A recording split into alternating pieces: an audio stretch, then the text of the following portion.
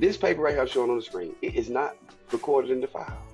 So when the appellate court get the case, the clerk is only sending up the new docket, the one that ends in 56788. His wife, who's asking for the docket to be added, and she said we need a court order. That's not the clerk's job, and we're gonna get into that. I'm gonna show you, right?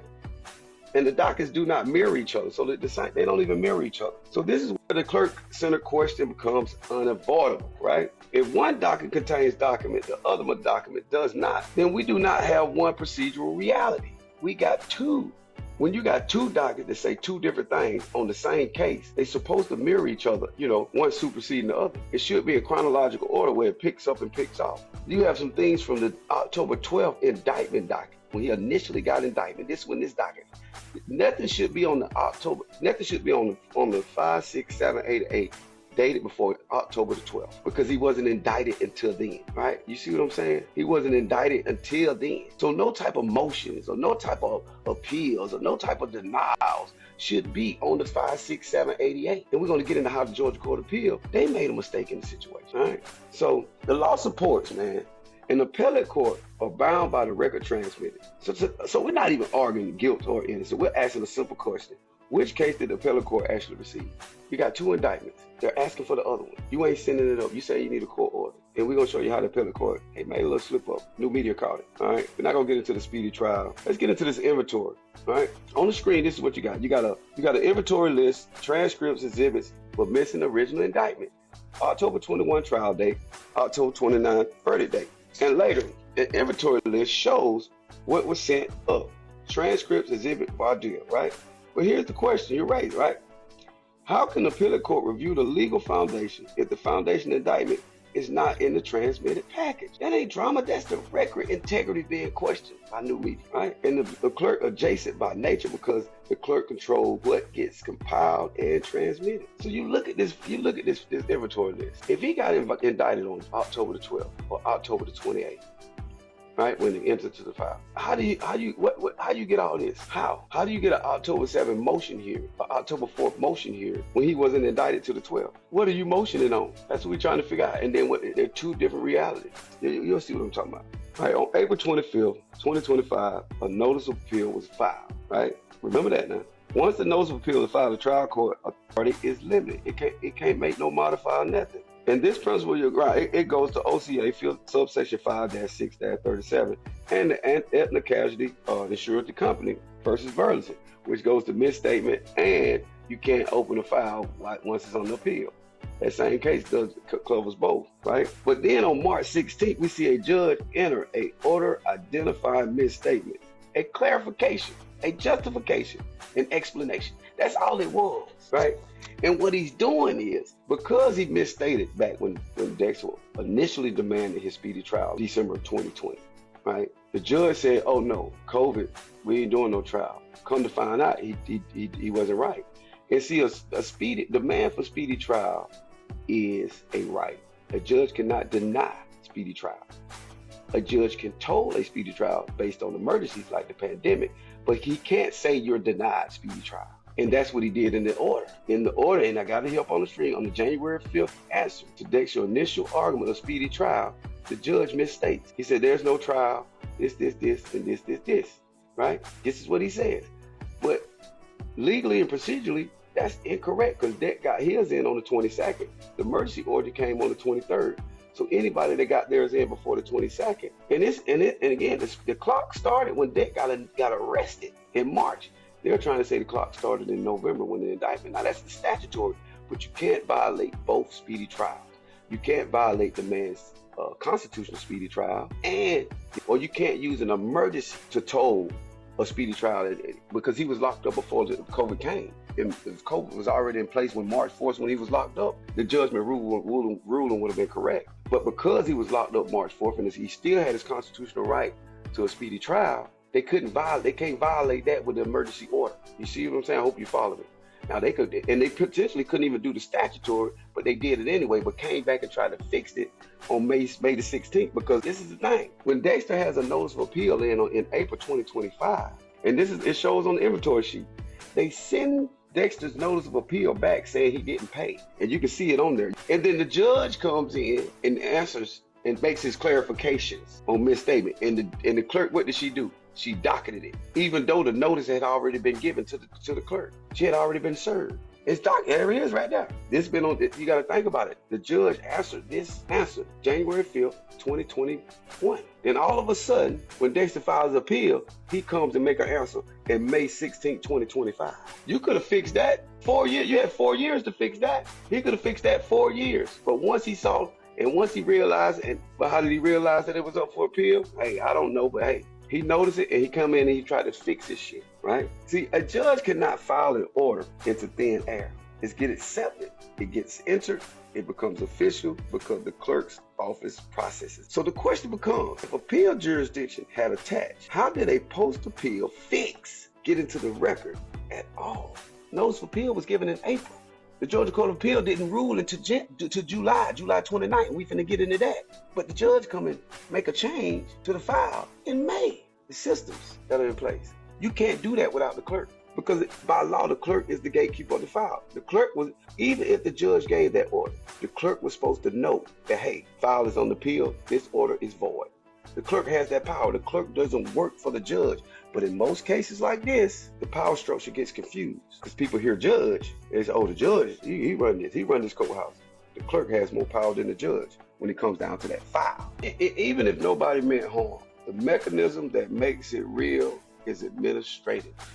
Now let's talk about something nobody talks about, transmission. On the OGC 5-6-43A, the clerk has deadlines to transmit. And on the 5-C-43C, if there's a delay, there's supposed to be a certificate of delay. So if an appeal is returned, paused, or not transmitted, that doesn't just slow paperwork. It can change the procedural landscape because jurisdiction doesn't shift in the air. It shifts when the appellate process is actually moving. When it's actually moving. So in essence, if the clerk is not stopping the file from judges placing orders in, if the clerk is not administering the file, putting it, doing it in a timely manner, when the appellate court get it, the file is incomplete, right? So let me land this. The clerk controls what exists in the record. The clerk controls what is omitted. The clerk controls when jurisdiction practically shifts. The clerk controls whether appellate review can happen in real time. And here's the part the public misses. Judges cannot act without clerk participation. Even the most controversial court moment still needs acceptance, filing, entry, and transmission. That's why I call it the unspoken power. Because people think it's the judge. People think it's the DA. People think it's, the investigators, the sheriff, the detectives, even down to the beat cop. That clerk of Superior Court in your county, powerful. Tonight isn't about claiming somebody committed a crime. Tonight is about asking why the record looks the way it looks. Because in America, your rights are only as real as the record they proves them. And if the record is factual, if the foundations are missing, if dockets don't mirror each other, if appeals don't transmit when they should, then we have to ask the question nobody asks. Is the clerk simply keeping records, or is the record keeping the outcome? And see, here you go. I got the two dockets side by side, right? So when you look at the two dockets, you got multiple appeal references. You got orders entered after notice of appeal. You got motions ruled on during the appellate window. You got financial entries added years later, right? Language like ordering identifying misstatements or order denying or notice of appeal pro se appearing more than once. See, this is why that matters. Once an appeal is filed, the trial court jurisdiction is limited. The record should be preserved, not reshaped. This ain't the time for you to go in and fix all your shit. You see what I'm saying? And that's what it looks like, according to the documents, according to what we got. They're going in trying to reshape or fix the file before they send it up to the appellate court. It's already on the notice of appeal. The file is not to be touched. But when you got systems in place that've been in place for half a century, yeah, the docket continues substantial activity. This is not commentary. This is chronological. This commentary, they put in chronological stuff that actually being stamped, dated in the file. All right. And the indictment language. That's another thing. The charge window begins December 9th. Exact date unknown to the grand jury. So how did you get this indictment? You got from December 9th to March 4th on the original indictment.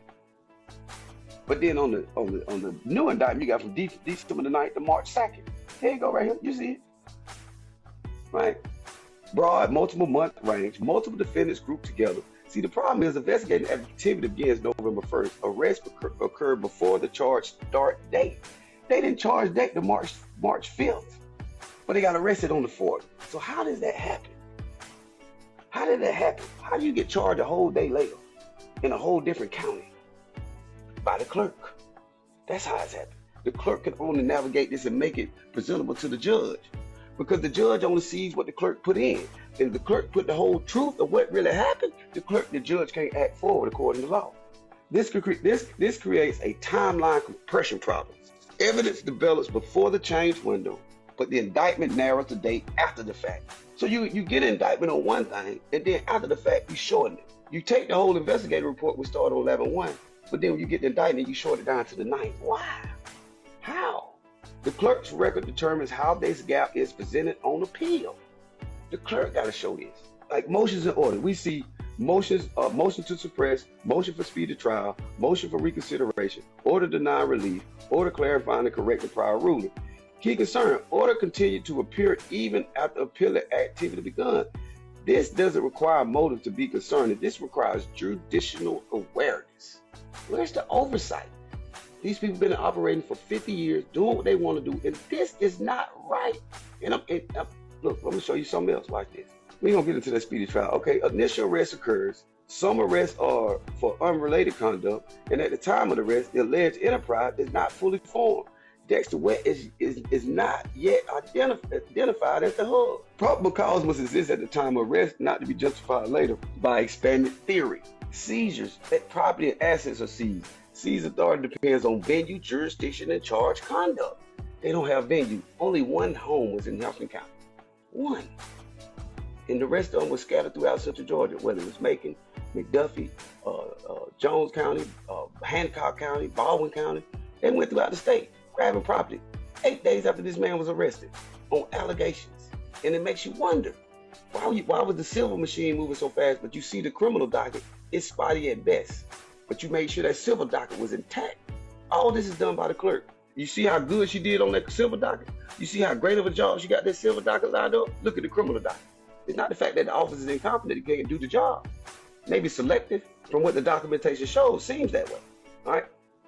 Okay, the original indictment is this. Later, re-indictment becomes the operating charge of document, right? Early indictment disappears from the appellate framing. They won't bring the old, and how are you going to leave the arrest out of your document? There's no arrest in the docket, in the new docket. There's no sentencing in the new docket. All this is on the old docket. The arrest and the sentence is on the old docket, but the man is convicted on the new docket. Make it make sense. This is all coming from the clerk. This has nothing to do with the judge. This has nothing to do with the detective. This has nothing to do with the prosecutor. This is clerk. Critical appellate issue. Appellates are reviewing a case where only the second indictment is functionally visible, yet the case history reflects more than one appeal. So as you can see, right here dated on July 29th. This is July 29th, 2025. This is Dexter's denial of appeal from the Georgia Court of Appeals. Look at the language in this document. And I got it right here. On October 12th, 2021, the state filed a superseding indictment against Williams, charging him with 2 counts of violating the RICO statute. This case proceeded to trial on a superseding indictment on October 21st, and Williams was convicted on both charges.